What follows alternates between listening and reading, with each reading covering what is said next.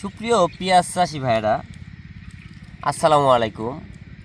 আমি আজকে আপনাদের পেঁয়াজ চাষের খুঁটিনাটি সম্পর্কে আপনাদের কিছু জানানোর চেষ্টা করব এবং কোন সময় কোন স্প্রেটা করলে পেঁয়াজের ফলনটা আপনি দ্বিগুণ করতে পারবেন।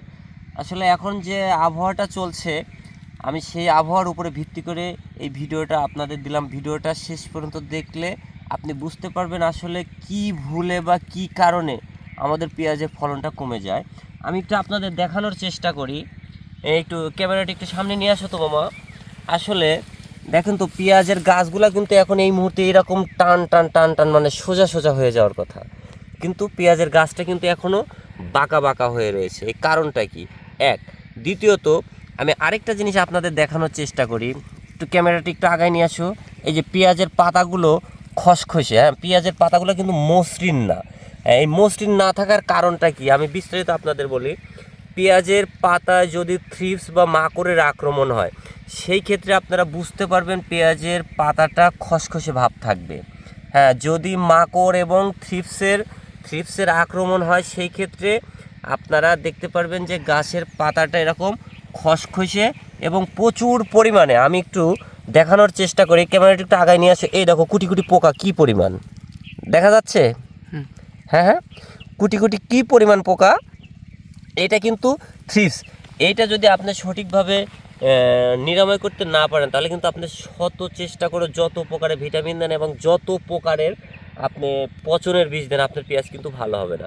অতএব সর্বপ্রথমে আগে আপনাকে এই পেঁয়াজের জমির যে এই আবহাওয়ার কারণে, মানে রুক্ষ আবহাওয়ার কারণে যে থ্রিপসের আক্রমণটা হয়েছে, এই থ্রিপসটা আপনাকে মারতে হলে অবশ্যই আগে ভালো কোম্পানির একটা কীটনাশক দিতে হবে। তবে কী কীটনাশকটা এখন দিলে পরে এই থ্রিপসটা আপনি 100% নিরাময় করতে পারবেন?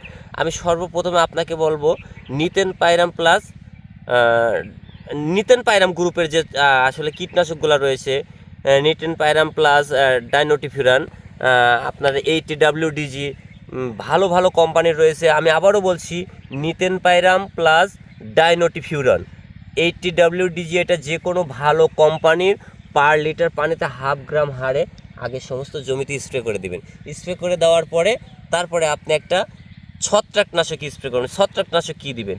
এই মুহূর্তে আপনার জমির যে কন্ডিশনটা আমি দেখতে পাচ্ছি, বা এই জমির যে কন্ডিশনটা, এই কন্ডিশনের উপরে ভিত্তি করে সর্বপ্রথমে এই জমিতে আপনার লুনা সেন্সেশন পার লিটারে 1 ml হারে, লুনা সেন্সেশন পার লিটার পানিতে 1 ml হারে স্প্রে করে দিবেন। দেওয়ার পরে আপনি এই জমিতে যদি সুন্দর আরও গাছটা মোটা এবং শক্তিশালী করতে চান, সেই ক্ষেত্রে আপনার ছলুবর বোরন, পিজিআর এবং সিলেটেড জিঙ্ক একসাথে স্প্রে করে দিবেন। দেখবেন যে গাছের পেঁয়াজের গুটিটাও বড় হবে, পেঁয়াজটাও মাশাল্লাহ হবে। আপনারা যদি এই থিওরিতে আবাদ করেন এবং রোগটা যদি সঠিকভাবে নির্ণয় করতে পারবেন, তবে অবশ্যই আপনাদের জন্য ভালো হবে। আর বিস্তারিত আরও যদি পেঁয়াজ সম্পর্কে আপনাদের কোনো প্রশ্ন থেকে থাকে, আপনারা কমেন্টের মাধ্যমে জানাবেন। আমি আপনাদের জানানোর চেষ্টা করব আমার যতটুকু অভিজ্ঞতা রয়েছে ততটুকু। সবাই ভালো থাকবেন, সুস্থ থাকবেন। আসসালামু আলাইকুম।